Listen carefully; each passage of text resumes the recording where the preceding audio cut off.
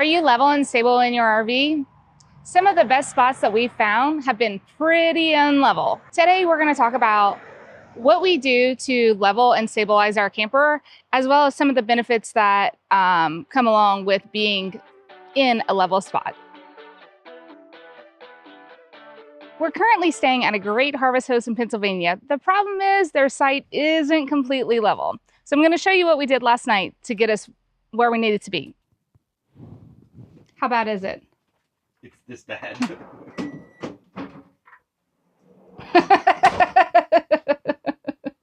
Now let's talk about what we use to keep us level and stable. When we pull into the campsite, we'll turn on the LevelMate Pro to see kind of what we're dealing with. Sometimes it's about ½ an inch. Sometimes it's perfectly level. It's like the unicorn of sites. And other times it's just a mad mess. Sometimes we do check level with just a normal level from the hardware store because it's a little easier at times just to jump in the camper, or our LevelMate Pro has come out of sync before. Anytime you have to take it off the wall, change batteries, or replug it in, you have to zero it out and level it. And this is something we've owned for 15 years. It's a super easy tool. You don't have to get fancy. You can do everything with just a regular level. Once we assess the situation, our radios are our friends. We use them for backing up, but we found it's really great for leveling as well. So we can talk back and forth and let the driver know where to move, how to move, where they are on the blocks, and that sort of thing. And the driver is typically the one watching for level, so we know when we're level, and also if the driver is in park, just for safety purposes. All right, you're gonna want to go forward just a smidge. Up there. Okay, can you put it in park, please? I'm in park. One sec.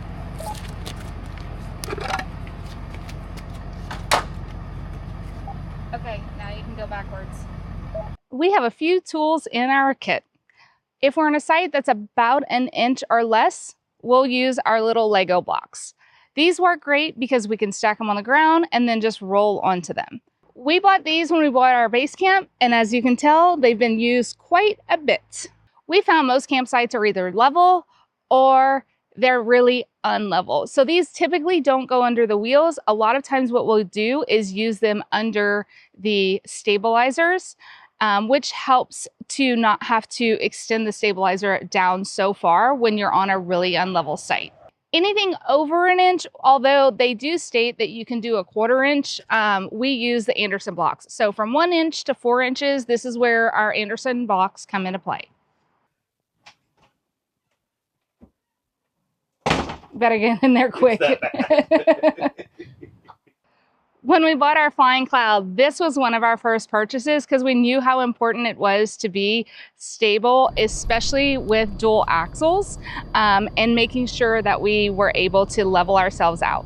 The Andersen blocks have worked really well for us. I feel like they're very easy to use. Like I said, when it's under an inch, we prefer to use the Lego style because it just is a little bit easier. The Andersens, to me, I don't feel like the wheel is up enough on the block to provide like the stabilization of not rolling off of it when you use the backside. So to use the Andersen, you stick it under the wheel, you roll on, you get to the point where you need to be. When you're at 0 inches, you stick this in the back. This also acts as a chock. So not to say you don't need to chock your trailers, but this does help keep the wheel so that it won't roll back or forward once it's set on the Andersens. Speaking of chocks, that's the next step. So once you're level side to side, we stick the chocks in. Again, these are something that we've had since we bought the base camp, and they've been used heavily. They are super heavy duty rubber, which just gives me some comfort that they're not going anywhere. We have heard stories of the plastic, if you roll over them, that they can crush. I don't know if it's true. I was told to get rubber blocks. That's what we did. Now you're level side to side, it's time to level front to back. One of the latest additions to our toolbox is an OX BLOX Maxx. So this company sent it to us just for our review to see if we liked it. And I'll tell you what, it's come in handy. There are many times when we just had the Legos and ran out of Legos. So this is 4 inches tall. It's quite hefty. I believe it's 6 pounds, and it's very, very stable. The OX BLOX works really well for us. The backside is super reinforced, so it's made of recyclable plastic, extremely heavy duty, but we did find it's only 4 inches. And sometimes we like a little bit more height than that. So what we typically will do, one, you can buy an extra one and stack them, but what we use are our Lego sets. And if you flip them upside down, so the Lego is facing the OX BLOX, there's a little ridge that they kind of lets them stay in place, and we're able to use this if we need to bring the tongue jack up higher than normal. We are at a harvest host tonight and we're pretty unlevel, so it's a little bit hard to see, but the nose of the truck goes down. So what we're gonna do is use the OX BLOX and some Legos. So I found that if you turn them upside down like this, they work a little bit better and they kind of stay within the OX BLOX itself. So we're going to use that to level the tongue jack. OX BLOX was generous enough. If you're interested in buying one, they have provided a discount code.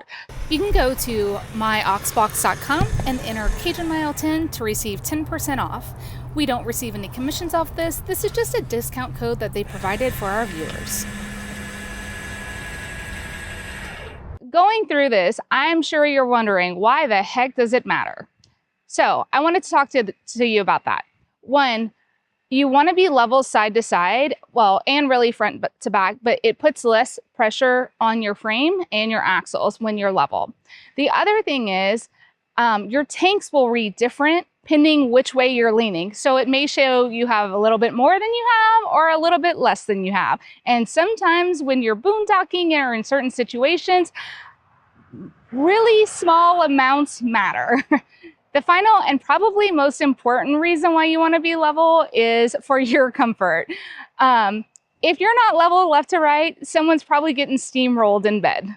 Once you're leveled side to side, front to back, and you have unhitched, so your truck is no longer attached to your trailer, the next thing we do is we drop our stabilizers down. We have the snap pads for our stabilizers. When we had the base camp, the feet on the stabilizers were getting really dirty and gunky. And so when we bought the Flying Cloud, we wanted to mitigate that. And one of our first purchases for the Flying Cloud was the snap pads. They have been fantastic. Some campsites also require you to have something in between your stabilizers and the ground. So this works because there is no need to have extra pieces of wood or extra Legos on hand or anything like that. And it stays on. We have not had any issues with them falling off or really anything with them at all. And I like that they stay on the stabilizers while we travel. So it's one less thing we have to put away and think about when we're setting up.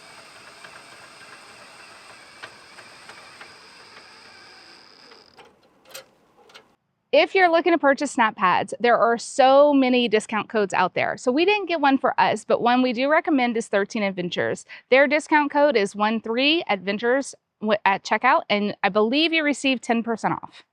Once the stabilizers are down, that's where most people stop. That's where we stopped. We thought we were fine. We didn't need anything else. After living on the road for some time, we realized the trailer still has some movement.